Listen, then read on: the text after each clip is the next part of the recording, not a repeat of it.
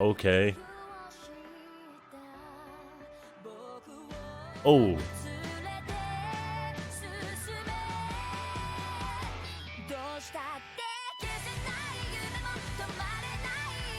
All right, so we're gonna be going over Demon Slayer episode 22. Master of the Mansion, I think is the name of the title. Ah, man. Demon Slayer is so good. Demon Slayer is so good. A lot of hype and, attention surrounding Demon Slayer because of just how good the anime is. I try not to be a part of that hype train. And, I try not to go on social media and look at Demon Slayer stuff. I just kind of want to watch it and stick to my own opinions because I don't want any other opinions influencing my take on the show. Damn, man, I'm trying to think back. I cannot think of a anime that I've watched that has had this good of a first 22 episode span. I literally cannot think of one. So like obviously some of the shorter animes, right, that I've watched, Akame ga Kill, for example, like shorter animes like that, One Punch Man and Tokyo Ghoul. Those are different just because they're shorter. But even so, man, there hasn't been a string of episodes to start an anime that has been as good as Demon Slayer. This has kept me so reeled in. It blows my mind. From the first episode to now, the pace of it is literally perfect.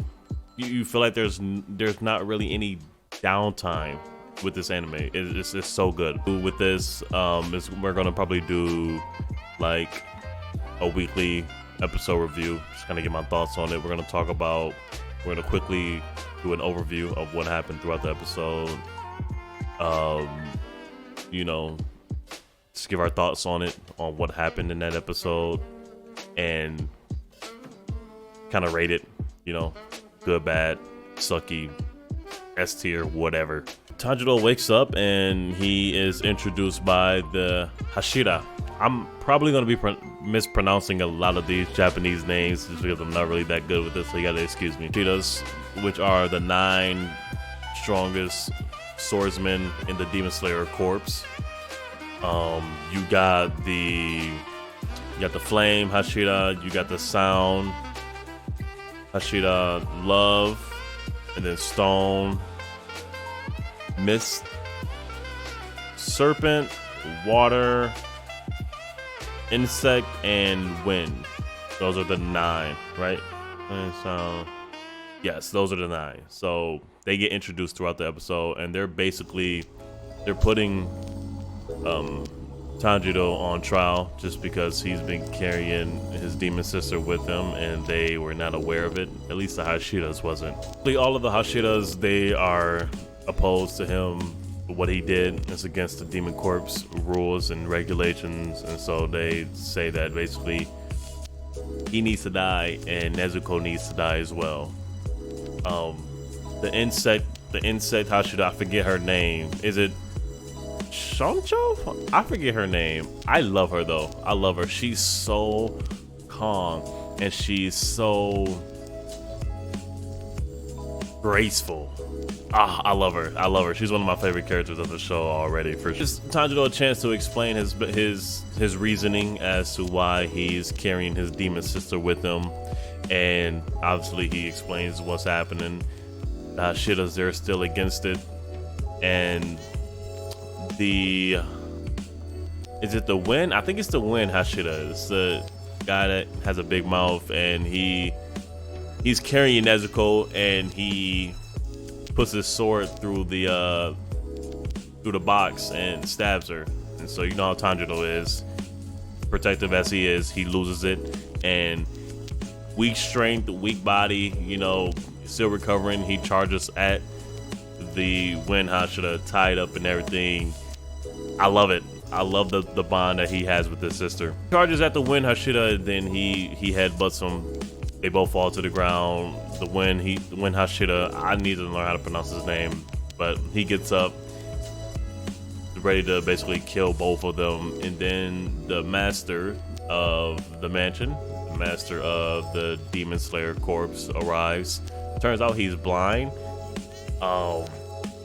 They said he was in good health, but it didn't look like it. Sorry, my arm is itching right now. Basically explains the master, I forget his name as well. I just watched the episode, so it's clear in my head. He explains that he was aware that Tanjiro was carrying Nezuko, who was a demon. He was aware that she was a demon as well. A previous Hashira, the guy that trained Tanjiro, basically wrote the master a letter stating the whole situation and the whole scenario.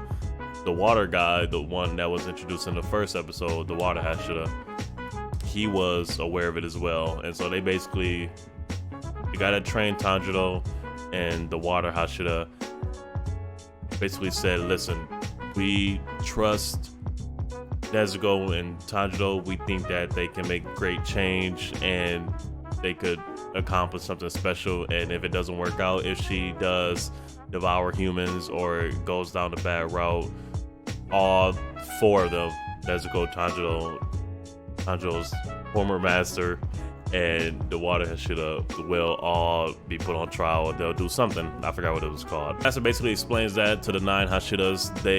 There's some that are agreeing with it, some that are still on the fence about it, and some that don't agree with it at all, which is the guy that was fighting Tanjiro.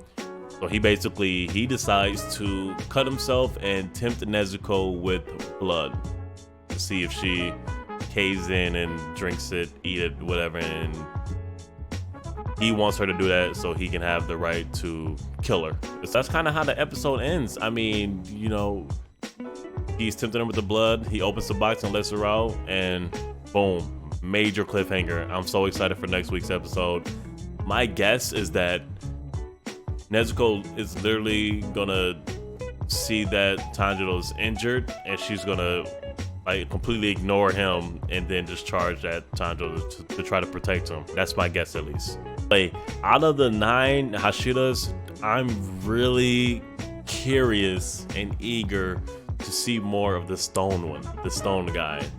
Has like the beads, and the big dude, he's fucking huge.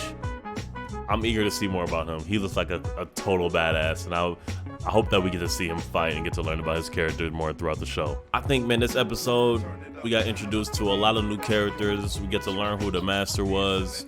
You know, basically he was aware that Nezuko was a demon and Tanjiro was carrying her around, and they sanctioned that. I think the emotion in this episode in terms of Tanjiro and Nezuko, it still shows just how strong their bond is. No matter what happens, no matter who he's going up against, it could be the 12, it could be the Hashiras, it could be the master. If he wasn't even supportive of it, he would still try to protect his sister. And I love that bond throughout the show so far. Every Hashira has like a different personality, you know what I'm saying? They all could be like potentially standout characters. So, hey man, this anime is so good. This anime is so good. So obviously with this episode, huge thumbs up. I thought it was really well written. I thought it was well played. The only downside is that it left us on a major cliffhanger, you know? So I'm excited for next. Let me know what your thoughts was on episode 22 of Demon Slayer. Let me know what you thought about it.